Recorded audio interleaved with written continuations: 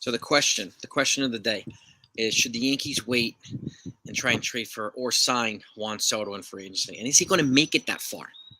Okay, honestly, I don't know. Okay, I want to know what you think. Was I for them trading for Juan Soto when he was with the Nationals? Yeah. Did they try? Yeah. Did the Nationals like their prospects? No. So it didn't happen, right? And he went to the Padres for a pretty big haul. But since he's been with the Padres, okay, and I got to give a shout out to Fuzzy, okay, baseball content creator. Forgive me, and I was working on this already, but Fuzzy kind of broke it down a little bit differently, gave me a little bit more insight. So thank you to Fuzzy. You see this? Shout out to you, man. Appreciate that, and keep up the good work, man. But since he's been with San Diego, his on base percentage 373. Okay, his batting average 217. Okay, slugging 383. Limited stats. Okay, his WRC is 120. WRC plus is 120. So not not superstar production for a superstar name, right? And he is one of the bigger premier names in baseball. And he's 20. Well, maybe he's turning 24 now. So and he's a free agent after next year.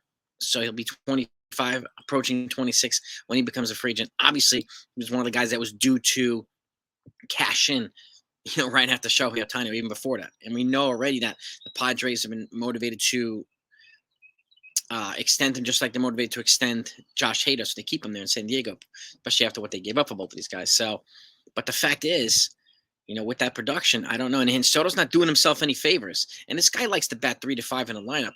Okay, 3, 4, 5. He's been batting second with San Diego for the most part. And again, this is some of the reason why he's not producing like a 3, 4, 5 with the Padres would be producing. Even if he was, he'd be batting probably third or fourth or fifth, probably third or fourth in the lineup. But it's just not happening. So should the Yankees, and I want to ask you folks, what are your thoughts? Because the Yankees have Spencer Jones, they get Jason Dominguez, right? Other guys, just like Elijah Dunham, Jake Bauer's, like they got dudes that are tearing the cover off the ball. Now, again, it's minor leagues, so got to keep that with some grain of perspective too. So, and Juan Soto, when he's on, he's as good as it gets. There's no doubt about it. But since he's been with San Diego, has not been. And this is over an extended period of time now. We're looking at, a longer body of work. So, and we have to see if this trend continues, because you look for some type of pattern of consistency. And obviously, he's got time to work it out. He's got time to, get himself in a better position. And I'm confident that he will. But if he doesn't, would he have to accept a short-term deal? And who would he accept it with? Would the Yankees even be willing to do that? Or would they just say, you know what, we got Dominguez here. We like Dominguez better. Or whoever, Spencer Jones or Flies. What would they do is the question. And would you want Juan Soto here? And again, I was all over Juan Soto before. I would have loved to have had him here. But right now, I feel a little bit differently based on his production. But again, this is a slim little snippet of production. So let's see how much of a longer track record of this production happens with San Diego. I mean, does he even look like, is he a fit there? Okay. And that's the other thing. Was he better in a different market? Is he better on the East Coast? He wasn't Nationals. And so we don't know. But, and again, I know he's going to be one of the bigger names. My guess, he's probably going to want to go to free agency unless the Padres offer him some ridiculous, I don't know, $500+ million, whatever. 450. He turned down 440 from the Nationals, but over, I think, 13 or 14 years. What if they come in off from 10 years, 450 to 500 with an opt-out after 5, right? When he's 30, and he can go back and cash in again, just like Manny Machado just did. So, what happens is the question. I want to get your feedback. And again, this is the type of stuff. And obviously, we'll be back later with the lineup. They're playing the Angels tonight. They do not see Shohei Ohtani pitch yesterday against Boston. So we will not see Shohei Ohtani the pitcher. We'll see Shohei Ohtani the hitter this whole series. And obviously with Trout and all the other guys that they have there as well. And to Renfroe, Gio Urshela, ex-Yankee. So we'll see what happens. But the fact is, it's pretty clear that Shohei Ohtani is probably going to be the first probably $500 million player. He keeps what he's doing. So I thought Soto was going to. Soto is like 4 or 5 years younger than Ohtani. So he's still got youth on his side. He's got plenty of time to rewrite his stats here with the Padres and put himself on better footing. Whether that happens remains to be seen. And again, if he doesn't, he might have to take a short-term deal. And then at that point, should the Yankees pounce, or would they be better off staying with the kids that they have here? That's my question to you. What would you do?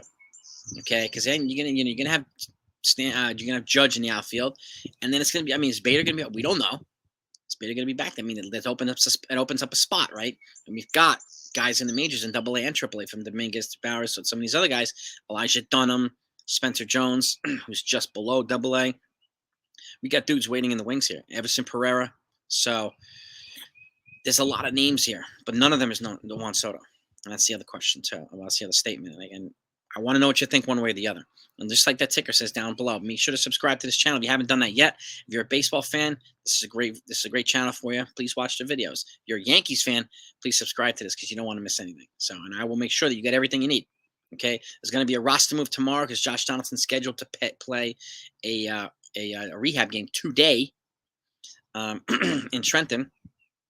Not Trenton, Somerset, and he's supposed to be activated tomorrow.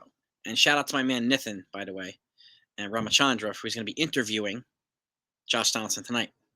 So, shout out to him for keep up the good work, man. Keep up the good work, brother. You do a great job, man. I'm really excited to, seeing your stuff, and I look forward to working with you again, man. But that's the question right now, and that's the news you have. But again, you know what to do if you don't want to miss anything, especially when it comes to the Yankees, inside, outside. But Juan Soto, should the Yankees even consider him at this point? Okay, I know it's a little premature because of, he still has a year and a half, or over almost 2 years of full control with the Padres, just like Gleyber Torres does with the Yankees. Is it even a wise idea? And I'm guessing they're going to consider it because he's going to be at approaching 26. So, and that'll give him, you sign up for a boatload of years, and if you give him an opt-out or whatever, you're probably in a good spot. But is it worth it? Let's talk about it. See you tonight.